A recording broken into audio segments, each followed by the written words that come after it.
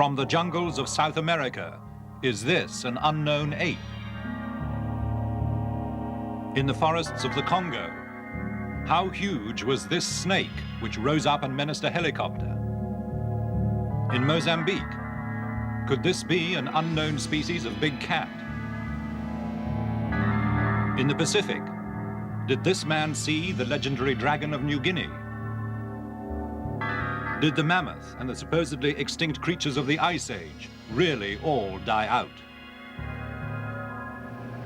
Mysteries from the Files of Arthur C. Clarke, author of 2001 and inventor of the communication satellite. Now in Sri Lanka, after a lifetime of science, space, and writing, he contemplates the mysteries of this and other worlds. Even in this small island, there are reports of strange animals not yet positively identified. The horned jackal and the devil bird with its hideous strangled shriek. Yet this jungle, even though it stretches as far as the eye can see, is nothing compared with the forests which cover much of Africa and South America. There's room for a whole zoo full of unknown animals there. And looking at this, I'm reminded of a riddle posed by an old philosopher. What is the most cunning of all the animals? That which no man has yet seen.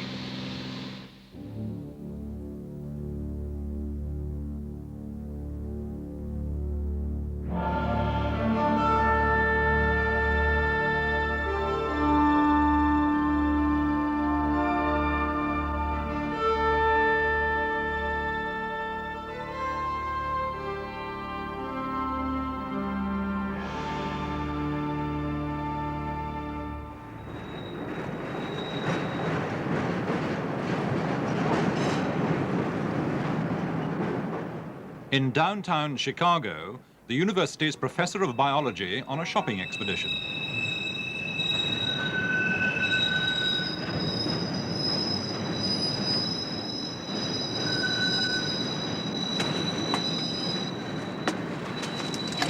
What is all of this you have?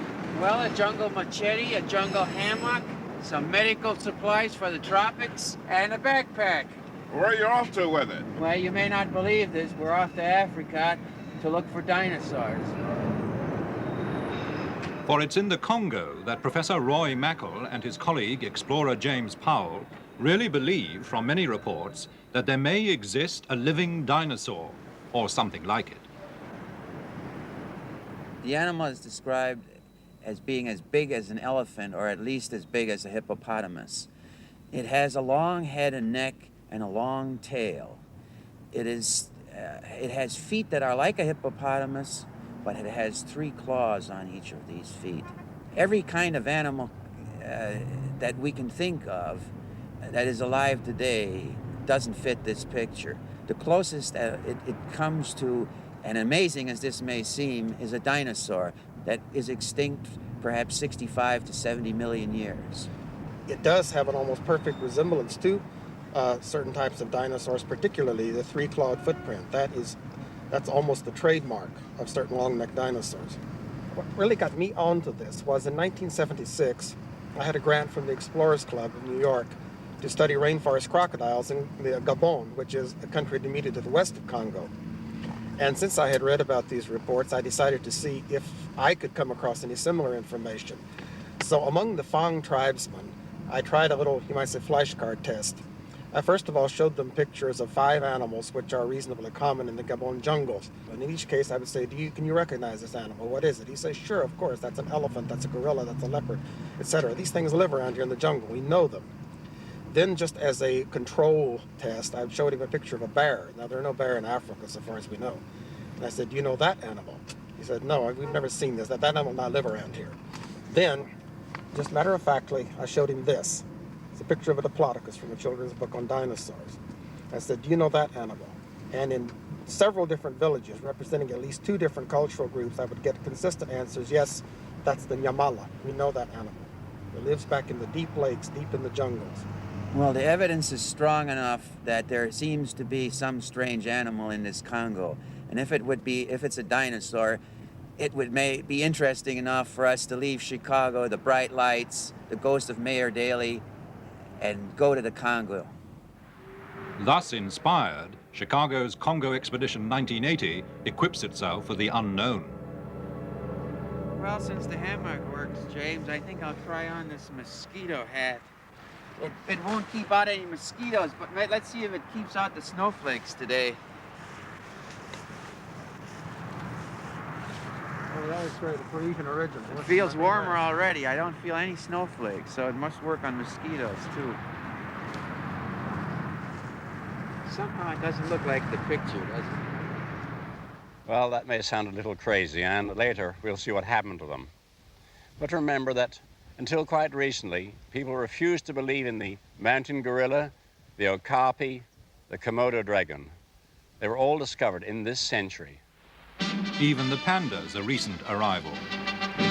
It was literally pandemonium when San Francisco gave an all-American welcome to a real VIP, a very important panda. Baby Sulin is the first giant panda to be brought to captivity. Now it's tea time with Mrs. Ruth Harkness.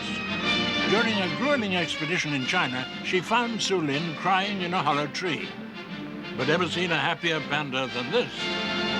The okapi was dismissed as a fantasy of the pygmies, the mountain gorilla too, until the first specimens were killed. Who would believe the current stories of a saber-toothed killer loose even now in the Australian bush if we didn't have evidence on film that the ferocious Tasmanian tiger, this is the last one known, was still alive in Hobart Zoo in 1933. Snakes that can swallow a donkey look like Swiss Family Robinson fiction, except we do have eyewitnesses and even photographs. This giant anaconda was killed on the Amazon. According to a Rio paper, it was 130 feet long. This one was dispatched on the banks of the Mogiachu River in the interior of Brazil. When this snake, allegedly 115 feet in length, emerged from the river Oyapock, the militia were called out to machine gun it. But it was in Africa, the Congo, that an undoubtedly monstrous specimen appeared to confront this Belgian helicopter pilot, Remy van Leerde, as he returned from a mission in 1959. So as we had a camera on board, I decided to make several passes over the hole where the snake was in able to let the man take a picture of it. And I made certainly between 4 and 6 passes right over the hole where the snake was in. By then I was already flying for 25 years, so I have a very good experience of measuring things. And I would say the snake I saw there was close to 50 foot, close to 50 feet. I don't know you say 50 foot or 50 feet, but very close to certainly. And it was moving inside the hole and looking very dark green, deep green, brown, with his belly white. Now when I came down on that snake in his hole, and I would say at about 25, 30 foot up, the snake raised up by about, I would say, 10 foot. And I could very clearly and closely see the head, which was looking, and I could not make a better comparison, as with a very large horse, with big, very, very big jaws, looking triangular. And you're just standing up like that to me, and I feel and I'm convinced if I had been in its range, it would have struck at me, it would have been striking me. And yet, I would say it was certainly at least on the very 2 foot wide and 3 foot long. It could have easily eaten up a man. This is one of those rare cases where we have an expert witness and an excellent photograph. Analysis of the ground features suggests that this animal was indeed at least 40 feet long. So monstrous snakes do exist. On the other hand, there's been a reward out for at least 60 years, initiated by Theodore Roosevelt, now worth $15,000, for any snake over 30 feet long, and no one has yet claimed it. Another controversial animal for which an excellent photograph exists is Loysi's monkey. It was 1920 when from the Maracaibo jungle of Venezuela, these 4 gaunt and desperate figures emerged, the last remnants of a 20-strong expedition of Europeans who set off up the Rio Catatumbo 3 years before. All the rest had died, victims of fever or of the poisoned arrows of the Motilone Indians. But one of them, geologist Dr. Francis de Loyce, still had with him one extraordinary picture, which was to divide the zoological world for 50 years. Could it really be an unknown ape? Yes, said Georges Montandon, France's most eminent zoologist. And he christened it Ameranthropoides loysi, Loyce's ape, though no ape had ever been known in America. But his deadly rival across the Channel, Sir Arthur Keith, Fellow of the Royal Society, denounced the whole thing as a fraud or a nonsense. With academic scorn, he quoted de Loyce's own account in the Illustrated London News, telling of two creatures which had attacked de Loyce's party by the unorthodox means of defecating into their hands and throwing their droppings at the foe. The creature was merely a South American spider monkey, said Sir Arthur, with the tail either cut off or hidden. Dr. Montandon was not to be intimidated. He got his cousin, who worked for Standard Oil in Tulsa, Oklahoma, to send him a standard petrol tin packing case, as seen in the original photograph.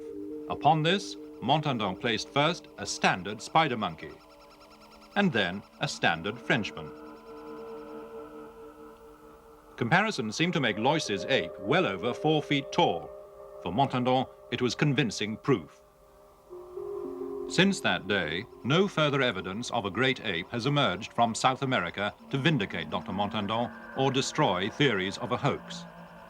But the question remains, why should a Swiss geologist, not much interested in zoology, his companions dying or being murdered all around him, be bothered to fake a picture? For that reason, if for no other, Loyce's ape remains a mystery.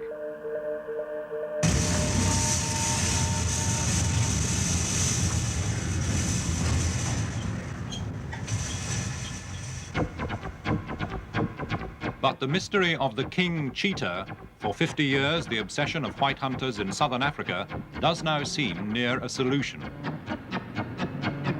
Paul and Lena Bottriel sold everything they had, even their house, in order to pursue the legend of a beast, ferocious and striped, more like a tiger, which ran with the cheetahs.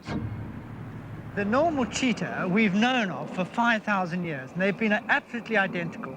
The Kublai Khan had 1,000 in his kennels, and many of these great princes and kings have had paintings and wall edgings done, and they've all shown the cheetah as we know, the normal spotted cheetah used for hunting, and there's been no difference for 5,000 years. And suddenly, in the last 50 years, we've come up with a cheetah which has these stripes and is completely different. There are some 26 skins. So everyone is absolutely standard. Stripes here, and the final part of the tail being ringed as with the tiger, which is a striped cat. The Bottriels hired a balloon to search silently over the bush, until on the Mozambique border, they cornered their prey. And it was finally in Kruger Park that we found a live king cheetah that had been there for a number of years, and no one had really known about it. Photographed it and filmed it. This is the only known film of the striped king cheetah, running here with ordinary spotted cheetahs.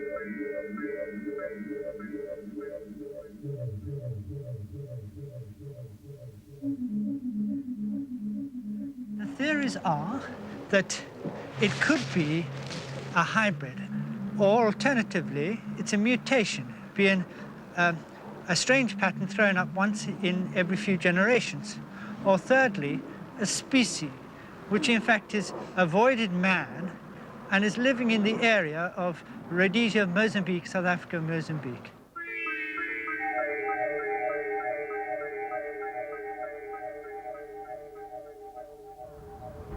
We could find a completely different species of animal, we don't know.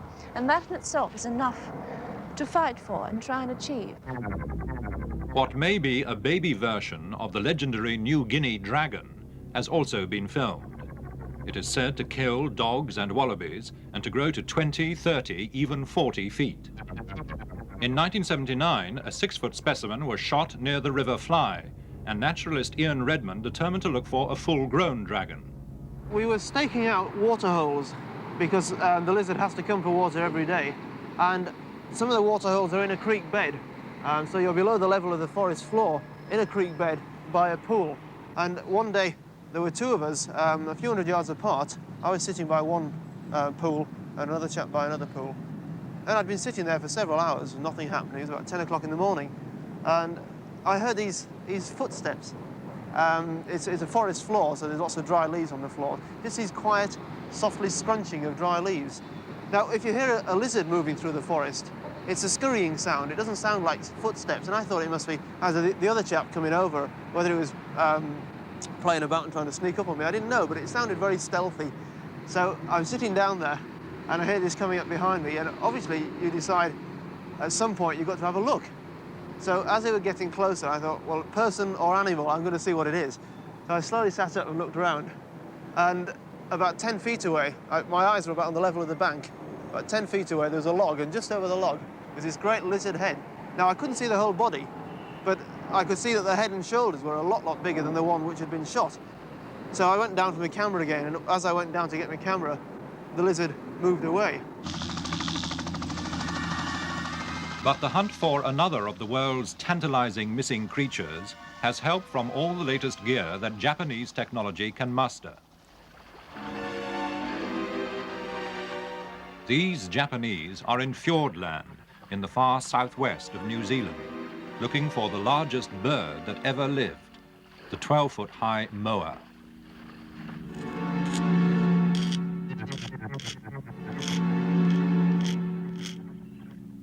Excavations all over South Island have produced the massive bones of the moa. Flocks of their skeletons dominate New Zealand's museums. The moa certainly seems to have been seen as late as 1860, and one witness, Mrs. Alice Mackenzie, said she saw one on the sand at Martin's Bay in 1883. And it took no notice of me when I came near it. And I got nearer and nearer until I sat down on the sand behind it. And it was a bluish color, just a faded bluish gray color.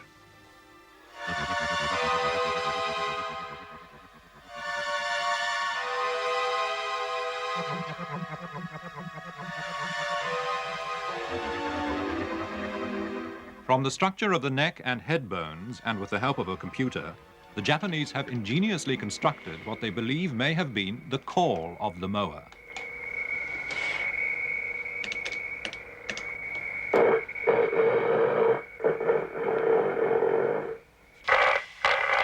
Armed with the tape and stories that the call has indeed been heard in recent times, they set off into the forest, hoping for, yet perhaps fearing, a response from a bird that was supposedly able to split a man's skull with its beak or kill him with a kick.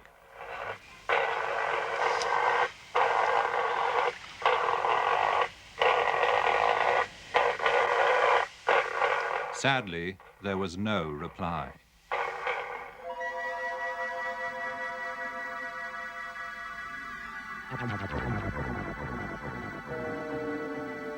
The most puzzling of all the stories of missing animals comes from the snowy regions of Siberia, the disappearance of the great hairy mammoth. Professor Vereshchagin has been on the trail of the Siberian mammoth for 40 years. И когда я бывал на Индигирке, в среднем течении, среди зарослей... When I was camping beside the river Indigirka in Yakutia, it seemed to me that at any moment, from out of the dense undergrowth, the head of a mammoth with its hairy trunk might appear and wander into one of the clearings among the valleys. It is ideal mammoth country.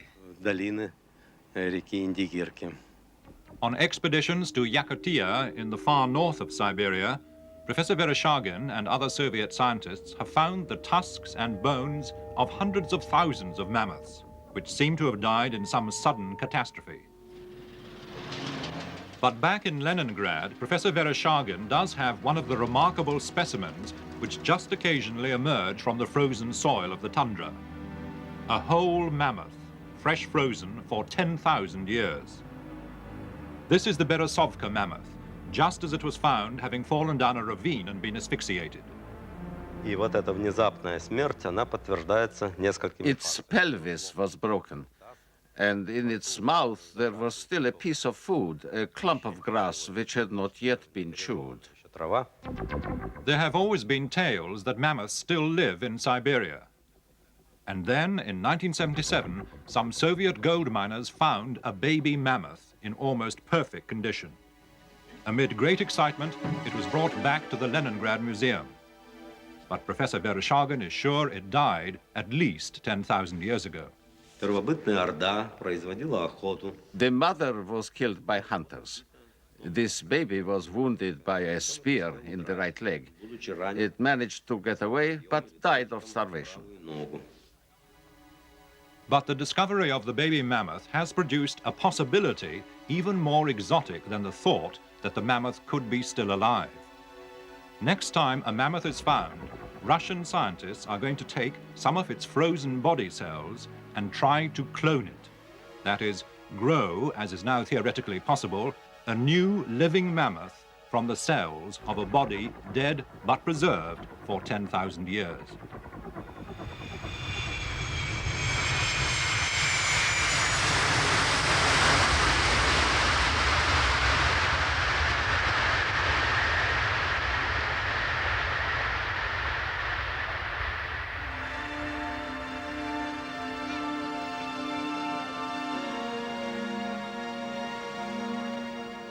Meanwhile, in the winter gloom of Kennedy Airport, the two intrepid dinosaur hunters return from their quest in the Congo. This expedition into the Congo was the most difficult thing that we've ever done, but it was well worth it. It was both the best and the worst that I have been on. In the sense, it was the worst in terms of the difficulties encountered, but it's the most exciting in the results of any of the African things I've been on. I remember walking through muck, slipping into slime up to my ankles, up to my waist at times. I remember the complete exhaustion every half an hour. When you couldn't get another breath of fresh air, you couldn't take another step. We were looking for eyewitness observers, and we gradually began to zero in on the geographical part of this area where eyewitness observers were concentrated. And using that technique, we were able to come to the center of the reports, to a place where actually the animals are alleged to be. They told us about how, about 1959, 3 of these animals, possibly 2, had been coming into Mokele, and this had disturbed the fishing of the pygmies. So the pygmies decided they're going to stop this and started to drive stakes in across the opening into the lake. This prevented the animals from coming in, but one was while it was attempting to get through the stakes, was speared by the pygmies. They proceeded to kill the animal and cut it up into slices.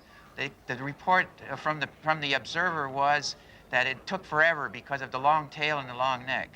They described it as being about 30 feet long, with a head and neck 2 to 3 meters long, some 6 to 9 feet, looking much like a large snake, but attached to a thick body. What was maddening about it was that at Adipena, we were, I would say, about 25 airline miles from Mokele, which is one of the places where there might conceivably still be living specimens of this creature.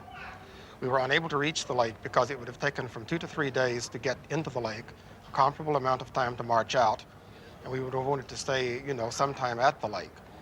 And we would not have had time to get out of the country before our visas expired. As we went along and gathered this information, I became more and more convinced that we are dealing with a real animal, perhaps extinct in a very recent past, but still a real animal. Yet if we believe what the Congolese and the pygmies told us, the animals are still alive today in certain parts of the Bai River, which is a tributary of the Likwala, perhaps even in the Likwala and perhaps Lake Tele. We conclude that there is indeed a real animal and that this animal is a species which is unknown to science in a living form. So this case remains not proven. But if our exhausted heroes had been able to get their visas extended, they might have found what they were looking for. I think we've given enough evidence to suggest that very large, strange, and possibly amazing creatures may still exist in the remote places of this world. But while they're protected by jungles and swamps and various African bureaucracies, they may be safe from detection for a long time to come.